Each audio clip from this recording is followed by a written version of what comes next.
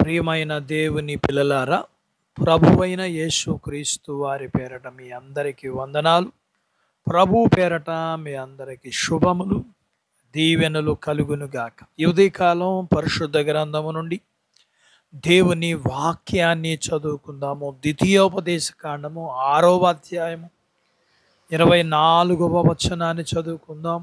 మనకు నిత్యము మేలు కలుగుటకై యెహోవా నేటి వలె మనల్ని బ్రతికించున్నట్లు మన దేవుడైన యెహోవాకు భయపడి ఈ కట్టడలను అన్నిటినీ గైకొనవలని మనకు ఆజ్ఞాపించెను. దేవుడు తన మాటలు మనందరి కొరకు దీవించునుగాక.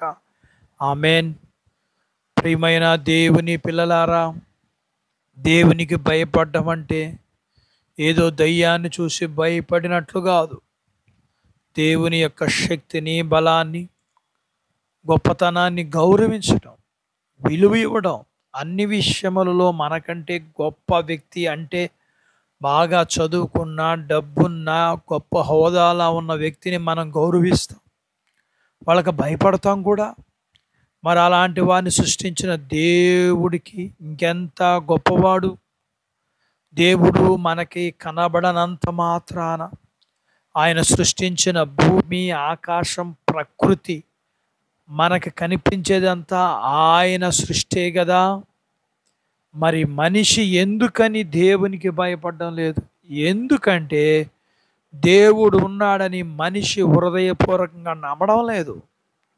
షడ్రకు, మెషకు, అబేద్నెగోలు విగ్రహారాధన చేయకూడదన్న దేవుని ఆజ్ఞని పాటించడం కోసం తమ ప్రాణాలు పోగొట్టుకోవడానికి సైతం సిద్ధపడ్డారంటే వారికి దేవుడు అంటే ఎంత ప్రేమ ఉందో, దేవుని ఆజ్ఞలు పాటించే విషయంలో ఎంత భయం ఉందో అర్థమవుతుంది. దేవుడు వారి ప్రాణాలు కాపాడగలన్న ధైర్యం ఎంత ఉందో, కాపాడకపోయినా కూడా దేవుని ఆజ్ఞకు కట్టుబడి ఉండాలన్న పట్టుదల కూడా అంతే ఉంది.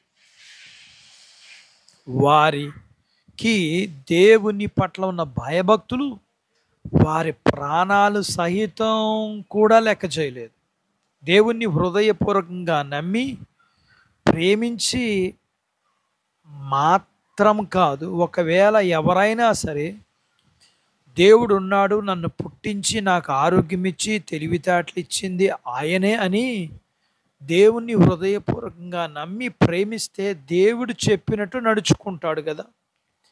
దేవునికి వ్యతిరేకంగా ఒక్క మాట మాట్లాడాలన్నా వణికిపోతారు. సర్వం కోల్పోయిన యోబు దేవునికి వ్యతిరేకంగా ఒక్క మాట మాట్లాడలేదు.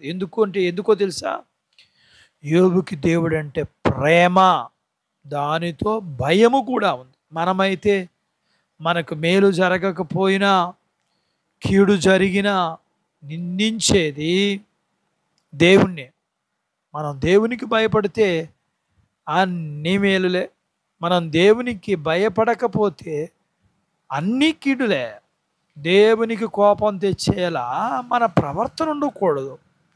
కాబట్టి మనం దేవుణ్ణి ప్రేమించి ఆయనకు భయపడి ఆయన చెప్పిన మార్గంలో నడిస్తే నిత్యము మేలులే కలుగుతాయి. అందుకని దేవుణ్ణి హృదయపూర్వకంగా ప్రేమించి ఆయనకు భయపడదాం. అటి బాధ్యత దేవుడు మనకు దయచేయునుగాక. ఆమెన్.